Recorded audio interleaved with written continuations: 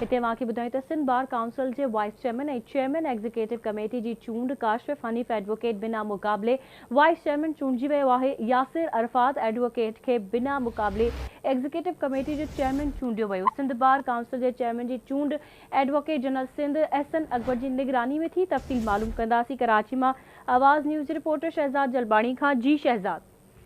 जी बिल्कुल, Sindh bar council जो vice chairman है चेयरमैन एग्जीक्यूटिव कमेटी जी अॼु चूंड थी आहे सिंध हाई कोर्ट में। चूंड खां पोइ जेको मुक़ाबले में काशिफ़ हनीफ़ एडवोकेट बिना मुक़ाबले वाइस चेयरमैन चूंडिजी वियो आहे, जॾहिं यासिर अरफात एडवोकेट खे बिना मुक़ाबले एग्जीक्यूटिव कमेटी जो चेयरमैन चूंडियो वियो। सिंध बार काउंसिल जे चेयरमैन जी चूंड एडवोकेट जनरल सिंध एहसन अकबर जी निगरानी में थी आहे। इलेक्शन जे मौके ते सिंध बार काउंसिल जा 33 मां 30 मेंबर उते मौजूद हुआ। काशिफ़ हनीफ़ ऐं यासिर अरफात खिलाफ़ कंहिं बि उम्मीदवार नामज़दगी कागज़ जमा न कराया हुआ। ठीक है शहज़ाद, तव्हांजी महिरबानी अपडेट करण लाइ।